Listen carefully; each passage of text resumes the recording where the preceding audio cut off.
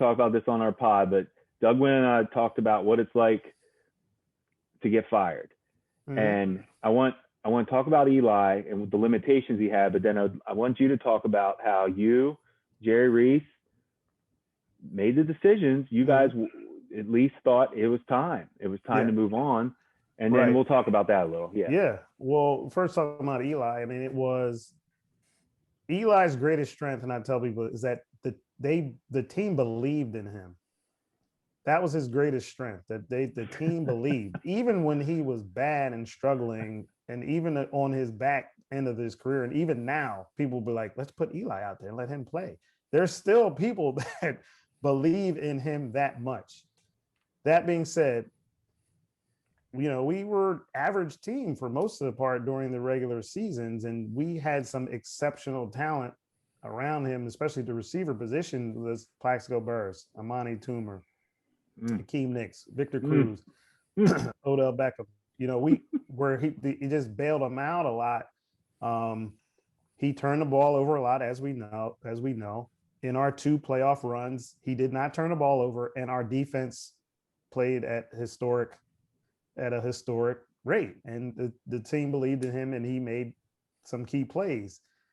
But to sustain that, he was just never in that upper echelon of guys where you just go in the game and say, all right, Eli's going to throw for 300. We're going to win this game. And just, Jim played with had Breeze there. That's what they thought with the Saints. Like, all right, Breeze going to go win for us. It just was a different sort of deal that you have when you have those kind of guys.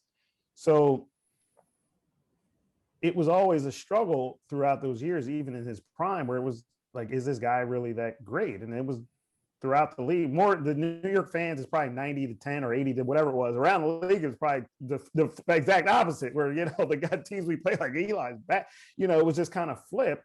But in where we were, this is why you can't have emotions get involved with personnel decisions, because I'd be hard pressed to find a player that means more to an organization than Eli does with the Giants, as far as just the city, the town, what he did, the way he carried himself, but also how he in the building, how they loved him so much.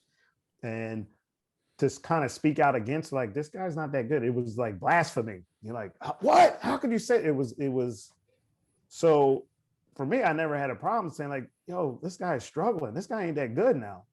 And I because you just have to watch the film.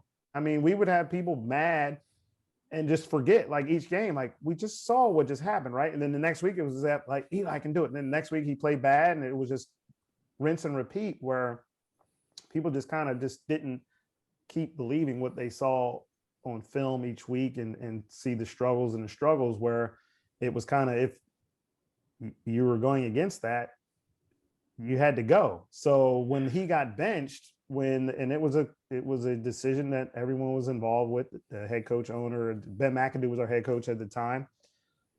He didn't hire himself, by the way.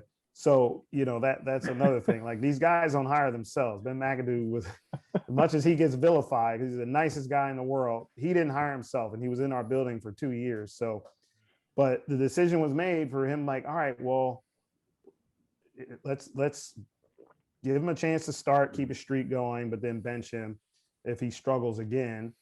But he didn't want to do that. So we played Geno Smith, which was a whole nother thing, where that was the wrong person, wrong time. So he ends up, we lose the game, and then all hell goes. The players, everyone's going against, get rid of everybody, fire everybody. And that's what happened, where Ben McAdoo got fired that day, and Jerry got fired on Monday for making the decision to bench Eli Manning.